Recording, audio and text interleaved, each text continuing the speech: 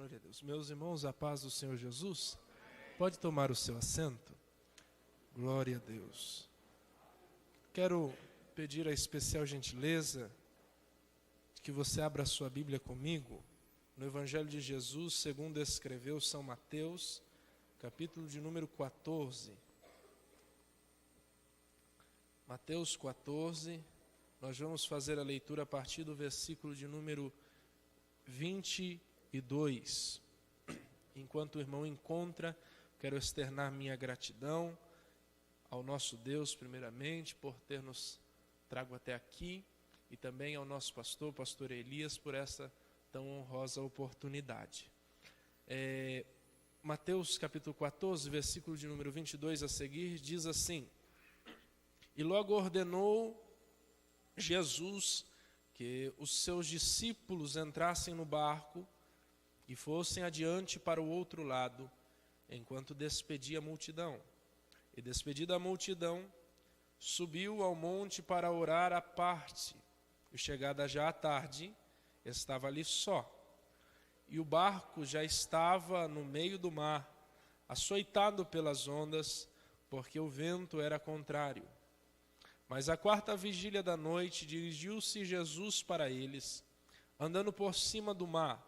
E os discípulos, vendo-o andando sobre o mar, assustaram-se, dizendo: É um fantasma, e gritaram com medo. Jesus, porém, lhes falou logo, dizendo: Tende bom ânimo, sou eu, não temais. E respondeu-lhe Pedro e disse: Senhor, se és tu, manda-me ir ter contigo por cima das águas. E ele disse: Vem. E Pedro, descendo do barco, andou sobre as águas para ir ter com Jesus. Mas sentindo o vento forte, teve medo e, começando a ir para o fundo, clamou, dizendo: Senhor, salva-me. E logo Jesus, estendendo a mão, segurou e disse-lhe: Homem de pequena fé, por que duvidaste? E quando subiram para o barco, acalmou o vento. Então aproximaram-se os que estavam no barco e adoraram-no, dizendo: És verdadeiramente o Filho de Deus. Amém. Meus irmãos, eu quero rapidamente falar com os irmãos esta noite sobre a esperança na tempestade. A esperança na tempestade. Nós sabemos que as tempestades, elas fazem parte natural do processo da vida. E as tempestades não só são naturais, como também processos comuns a toda a humanidade. Seja alto, seja baixo, seja pobre, seja rico, seja crente, seja ateu. As tempestades fazem parte do processo da vida. E as tempestades, elas nos forjam, as tempestades nos moldam, e elas carregam ensinos poderosos para toda a vida. E há um ditado no mundo que diz que um mar calmo nunca fez bom marinheiro. E se nós fôssemos parafrasear, ou aliás parafraseando este ditado, eu diria que vida mansa nunca forjou um cristão forte. E as tempestades, elas podem vir por inúmeros motivos, entre os quais eu gosto de resumir em dois. Primeiro, por conta de nós mesmos. Porque ou gente para atrair confusão para a gente, como a gente mesmo. E nós temos um exemplo claro na Bíblia, que é Jonas, quando ele recebe o chamado de Deus, no capítulo 1 do livro que leva o seu nome, e a Bíblia nos diz que ele prontamente se levanta, mas para ir na direção oposta. E quando ele está no navio, a tempestade chega, o negócio é terrível, ele acaba no fundo do mar, mas quem atraiu aquela tempestade para a vida dele foi a própria decisão dele em ir na contramão da vontade de Deus para ele. Mas as tempestades, elas também vêm por um segundo motivo, que é por conta de Deus. Tanto que Salomão, em seu provérbio, no capítulo 17, verso 3, vai dizer que o crisol é para a prata e o forno para o ouro, mas o Senhor é quem prova os corações. As tempestades têm essa capacidade de nos provar, de nos forjar, de nos estruturar para nós estarmos dentro dos padrões que Deus deseja para nós. Então as tempestades vêm por conta de nós e vêm por conta de Deus. E quando nós vamos para o texto que nós lemos, no capítulo 14 do Evangelho de Jesus, segundo escreveu São Mateus, nós temos uma tempestade que alcança os discípulos depois deles acatarem uma ordem de Jesus. Só que, independente da tempestade ter os alcançado, o fato de ter sido Jesus quem os levou a entrar naquela embarcação, e aquela tempestade, como resultado da obediência dos discípulos a Jesus, os alcançou, confirma algumas esperanças no coração daqueles homens. E confirma algumas esperanças também nos nossos corações. Pois estarmos no centro da vontade de Deus atesta e garante essas esperanças dentro do nosso coração, mesmo diante das maiores aflições e das maiores tempestades que nós possamos enfrentar. E eu gostaria de enumerar algumas esperanças que nós, como filhos de Deus e obedientes à vontade do Senhor, podemos ter certeza e estarmos firmados nela. Primeira esperança é a esperança de que Ele nos trouxe até aqui. No versículo de número 22, a Bíblia diz que logo ordenou Jesus que os seus discípulos entrassem no barco e fossem adiante para o outro lado, enquanto ele despedia a multidão. A tempestade que os discípulos estão vivendo aqui é diferente da que Jonas viveu, porque eles estão vivendo uma tempestade exatamente por estarem no centro da vontade de Deus. Jonas desobedece, foge, a tempestade chega. Mas os discípulos obedecem, cumprem a ordenança de Jesus e a tempestade também chega. E é interessante que essa expressão ordenou, que aparece no versículo 22, ela traz a ideia de compelir, de empurrar para dentro da embarcação, de ordenar. Eles foram empurrados, eles foram compelidos, eles foram ordenados a entrar dentro da embarcação. Então os discípulos estavam cumprindo a ordem de Jesus e, por incrível que pareça, eles estavam mais seguros dentro da tempestade, no centro da vontade de Jesus, do que em terra seca, cercado por uma multidão e longe da vontade de Deus. E não há melhor lugar para se estar do que no centro da vontade de Deus. Tanto que Jesus vai dizer em Mateus capítulo 7, versículo 21, que nem todo aquele que diz Senhor, Senhor entrará no reino dos céus, mas aquele que faz a vontade do meu Pai que está nos céus. Então estar no centro da vontade de Deus, fazer a vontade de Deus, cumprir a vontade de Deus, é uma certeza para nós permanecermos vivendo debaixo da bênção daquele que nos ordenou. Tanto que em 1 João, capítulo 2, versículo 17, João vai escrever dizendo: o mundo e a sua cobiça passa, mas aquele que faz a vontade de Deus permanece para sempre. E às vezes nós temos a ideia de que seguir a Cristo é nunca enfrentar problemas. Inclusive há lugares que pregam por aí, e aliás é uma isca errada: venha para Jesus que você vai deixar de sofrer. Venha para Jesus que você vai deixar de chorar. Mas o próprio Jesus nos diz em João 16:33, no mundo vocês terão aflições. E essa palavrinha aflições aqui traz a ideia do ato de pressão, de prensar, de ser imprensado. Ele está dizendo, no mundo, em algumas situações, nós seremos moídos. Mas tem de bom ânimo, porque Ele venceu. E essa expressão, tem de bom ânimo, significa ter muita coragem. Ele está dizendo, pode ter coragem, porque eu venci. E porque eu venci, eu abri caminho, e você pode crer na vitória que eu obtive. E essa é a vitória, e aliás, é através disso que nós obtemos vitória. Porque João, na primeira epístola, capítulo 5, versículo 4, diz que todo que é nascido de Deus vence o mundo. E essa é a vitória que vence o mundo, a nossa fé. Jesus já havia testado os discípulos estando junto do barco, em Mateus capítulo 8. E agora Jesus está fora do barco.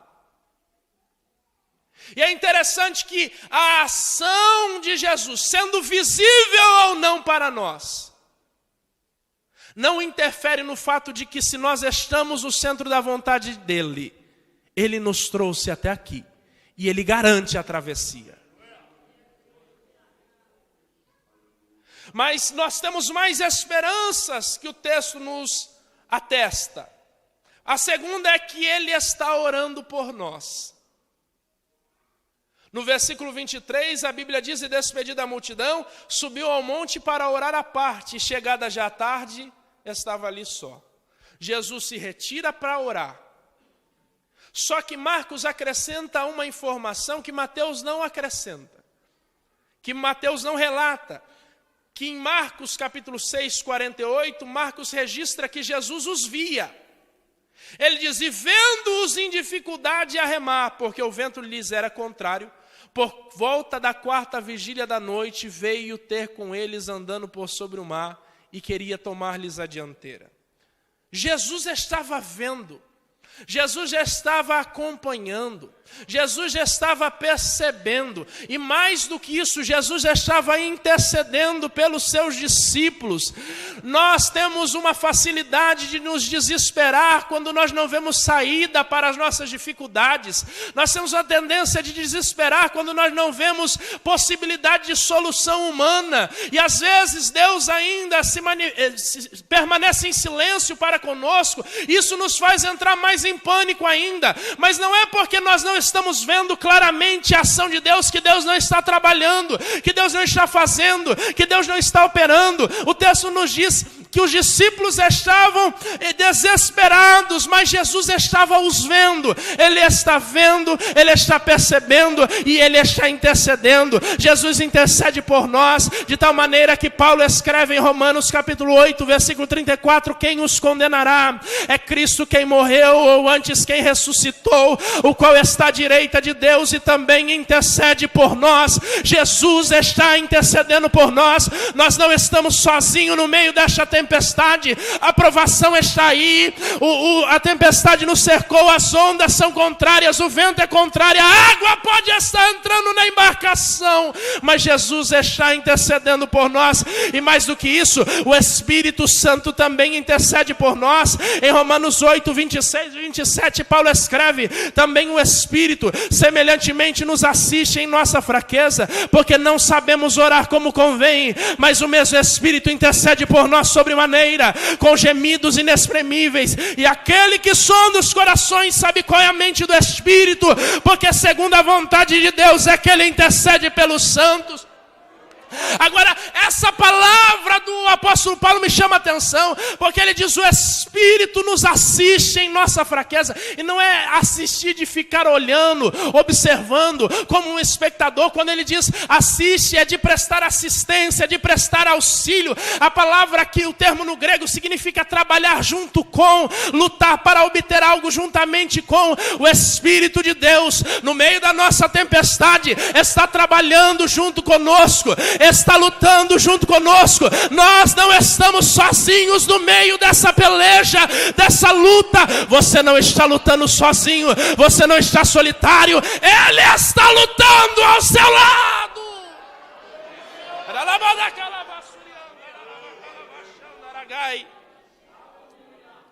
Nós temos a esperança que Ele está intercedendo por nós, mas nós também temos uma terceira esperança: Ele virá até nós.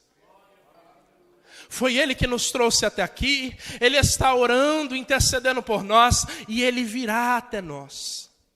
No versículo 24 a 27, está registrado: e o barco já estava no meio do mar, açoitado pelas ondas, porque o vento era contrário.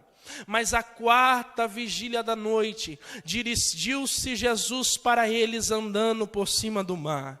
E os discípulos, vendo-o andando sobre o mar, assustaram-se, dizendo: é um fantasma. E gritaram com medo. Jesus, porém, lhes falou logo, dizendo: tende bom ânimo, sou eu, não temais. Às vezes na vida nós temos a impressão de que Jesus nos abandonou nos momentos mais difíceis das nossas lutas, das nossas guerras, dos nossos conflitos. E na Bíblia não vai faltar exemplo de homens que se desesperaram ao longo da sua trajetória. Até o próprio apóstolo Paulo se desespera quando ele registra em 2 Coríntios capítulo 1, versículo 8. Porque não queremos, irmãos, que ignoreis a natureza da tribulação que nos sobreveio na Ásia, porque quanto fomos acima das nossas forças provados, a ponto de desesperarmos até da própria vida. Haverá momentos de desespero. Porque quando nós não enxergamos diretamente a ação de Deus sobre nós, nós tendemos a desesperar. Nós tendemos a nos sentir abandonados. Mas entenda, Deus nunca lhe abandonará, Deus nunca te deixará, você nunca estará só. Isaías 49, versículo 15 está escrito: acaso pode uma mulher esquecer-se do filho que ainda mama, de sorte que não se compadeça do filho do seu ventre? Mas ainda que essa viesse a se esquecer dele, eu todavia não me esquecerei de ti. Deus não se esquece de você, Deus não te deixa de lado, Deus não vai te deixar para trás, a mão de Deus está sobre você.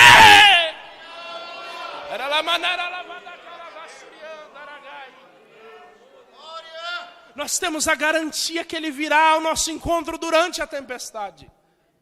Isaías 43, 2, a Bíblia nos diz: quando passares pelas águas eu serei contigo, quando pelos rios eles não te submergirão. Há uma promessa de Deus sobre quando nós passamos pelas águas, sejam elas turbulentas ou não, Ele será conosco. Os rios não nos submergirão. Jesus pode não chegar na hora que a gente quer,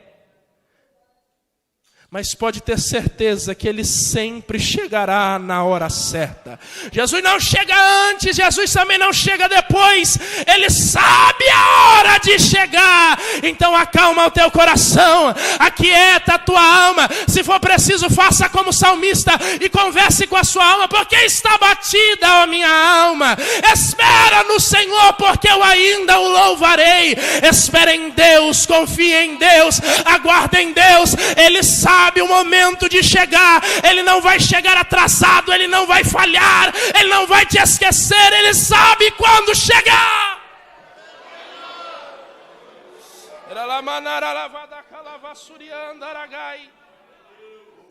Jesus espera até o barco estar o mais distante possível da terra, até não haver mais nenhuma segurança, recursos humanos, a fim de testar a fé dos discípulos. E quando os recursos humanos se esgotam, Jesus vem andando por cima das águas. Agora, a pergunta é: por que Jesus vem andando por cima das águas? Para que Ele vem andando por cima das águas? Para mostrar que aquilo que os discípulos mais temiam, o mar, era apenas um caminho para que o mestre se aproximasse deles. Talvez você está desesperado no meio dessa provação, mas Jesus está usando exatamente essa tempestade, exatamente esta guerra, exatamente a ferramenta para nos aproximarmos cada vez mais dele. Ele anda sobre as águas para mostrar que aquilo que eles mais temiam era apenas um caminho de aproximação, de intimidade, de proximidade para com a presença de Jesus. Louvado seja Deus. E a última esperança da tempestade. Ele nos trouxe até aqui, Ele está intercedendo por nós. Ele virá até nós. E a última esperança é que Ele nos ajudará a crescer. Dos versículos 28 a 33 está escrito: e respondeu-lhe Pedro e disse: Senhor, se és tu, manda-me ter contigo por cima das águas. E ele disse: vem. E Pedro, descendo do barco, andou sobre as águas para ir ter com Jesus. Mas, sentindo o vento forte, teve medo. E, começando a ir para o fundo, clamou, dizendo: Senhor, salva-me. E logo Jesus, estendendo a mão, segurou e disse-lhe: Homem de pequena fé, por que duvidaste? E quando subiram para o barco, acalmou o vento. Então aproximaram-se os que estavam no barco e adoraram-no, dizendo: És verdadeiramente Filho de Deus. Jesus precisa quebrar a instabilidade de Pedro. Porque Pedro teve fé suficiente para sair do barco. Note que o versículo de número 29 diz que Pedro sai com um objetivo. Andou sobre as águas. Para quê? Para ir ter com Jesus. Qual era o alvo de Pedro? Ir ter com Jesus. Qual era o objetivo de Pedro? Ir ter com Jesus. Ele começa o trajeto. Ele teve fé suficiente para estabelecer o objetivo e iniciar o projeto. Mas não para concluir o trajeto por sobre as águas. E muita gente tem facilidade de começar, mas nunca de terminar algo.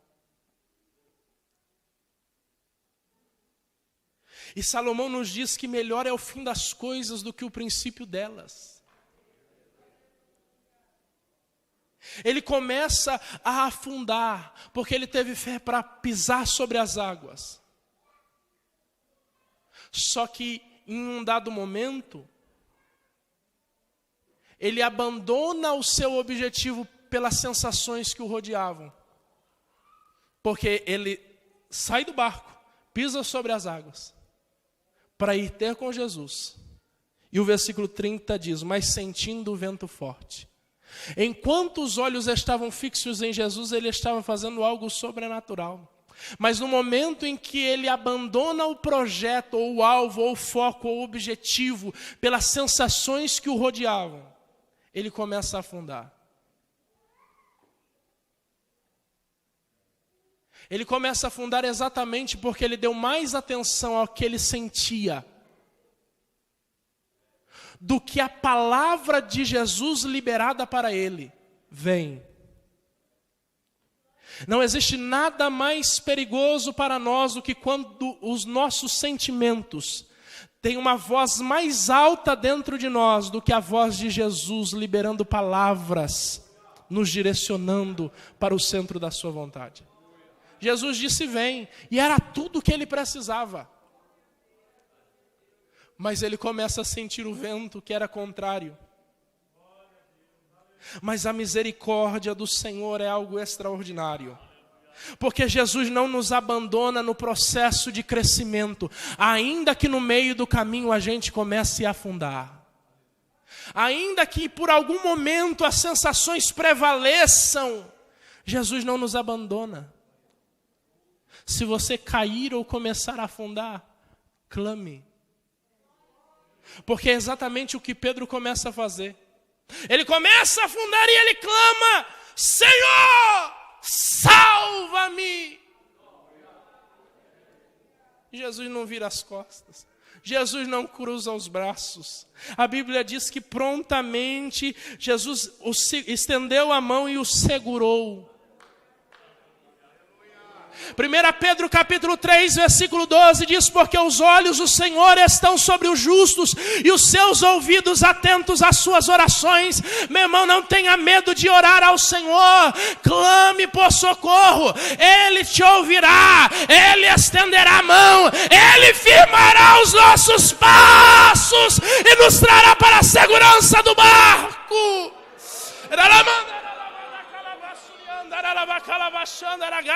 Jesus te ajudará a crescer. Ele não vai nos abandonar no meio do processo. Pode ter certeza disso. Paulo escreve aos Filipenses capítulo 1, versículo 6, tendo por certo isso mesmo, que aquele que em vós começou a boa obra aperfeiçoará até o dia de Jesus. Ele não vai abandonar você no meio do processo. Ele vai cumprir aquilo que ele começou na sua vida.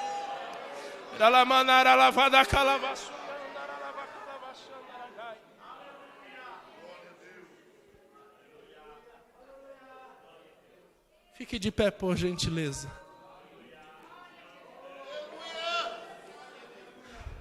Talvez você entrou aqui no meio de uma turbulência. Talvez você entrou aqui no momento da sua maior tempestade. Talvez o mar é bravio, o vento é contrário, as águas estão entrando no meio da embarcação. E o Espírito de Deus lhe trouxe aqui essa noite para dizer: firma no teu coração. Ele te trouxe até aqui. Ele está orando por nós. Ele virá até nós e Ele nos ajudará a crescer. Tome posse dessas esperanças. Firma no teu coração, na tua alma. Talvez se a tua fé está fraca, vacilante, rogue ao Senhor que Ele lhe fortalecerá.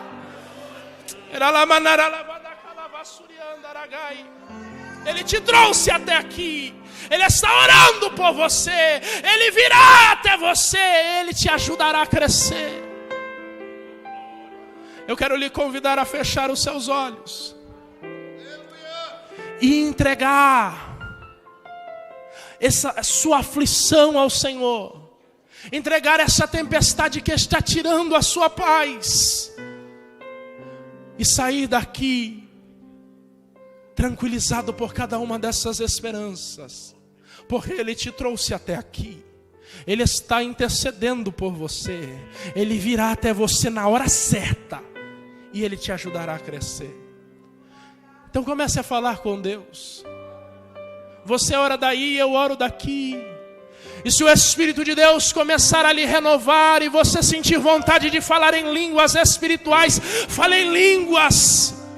Permita que o Espírito de Deus conduza a sua oração. Se você não souber o que falar, e ainda que você não tenha palavra, deixe as lágrimas caírem sobre o seu rosto. Porque o nosso Deus compreende cada uma das nossas lágrimas. Vai falando com Deus. E enquanto você faz essa oração, eu intercedo por você daqui. Soberano e eterno Deus, Pai de amor e de santa bondade, nós estamos, Senhor, diante de Ti essa noite, Senhor, crendo em cada uma dessas esperanças.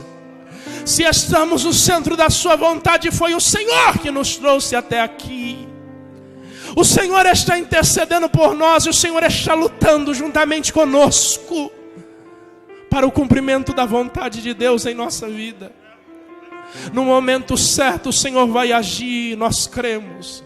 E o Senhor nos ajudará a crescer no meio deste processo, Senhor. Traz paz ao nosso coração. Traz paz à nossa alma. Traz paz ao nosso espírito, Senhor, essa noite.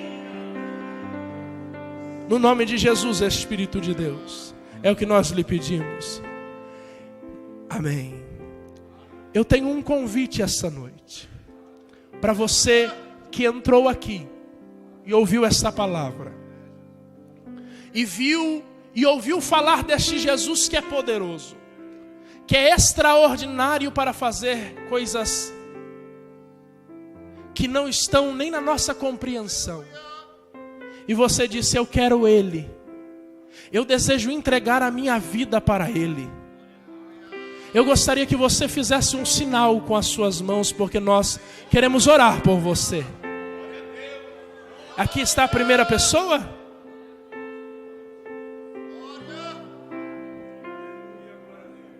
Ah, sim. Aqui está a primeira pessoa. A segunda pessoa. Existe mais alguém no nosso meio? Só erga uma das suas mãos.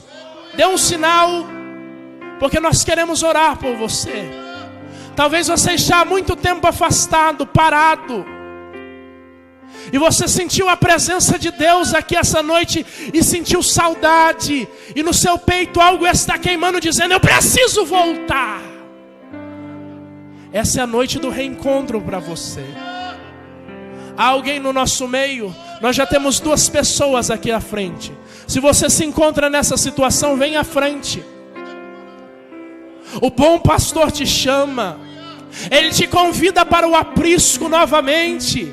Ele te convida para retornar para este lugar de segurança, para este lugar de nutrição, de amparo, de cura. Há mais alguém?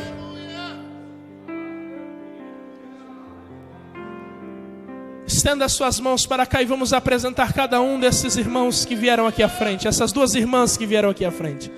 Senhor Jesus, nós apresentamos, Senhor, essas duas mulheres que vieram aqui à frente, Senhor, entregar as suas vidas ao Senhor e confessar Jesus como único e suficiente Salvador da vida delas.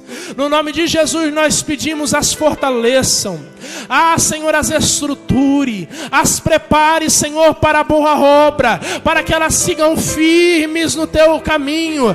As perdoa, as cure, Senhor, as restaure para a glória e louvor do teu nome. Cura, Senhor, ó Deus, as enfermidades de ordem física. Cura, Senhor, os traumas do passado. Senhor, fecha as feridas abertas. Cura, Senhor, a alma e o coração de cada uma delas. No nome de Jesus é o que nós lhe pedimos e te agradecemos. Amém. E graças a Deus. Quantos podem glorificar ao Senhor por esta palavra? Podeis assentar, irmãos. Deus abençoe. A igreja está feliz com estas duas vidas que se entregam ao Senhor. Se é verdade, digam amém. Eu vou pedir que alguém acompanhe essas vidas preciosas. Elas estarão, irmã Elisete, conduze a nossa irmã ali. A nossa irmã Roberta vai dar uma palavra com elas. E certamente estaremos acompanhando as nossas irmãs. Meus irmãos, agradecemos a Deus pela vida do nosso irmão Guilherme, por esta boa palavra que nos trouxe da parte do Senhor.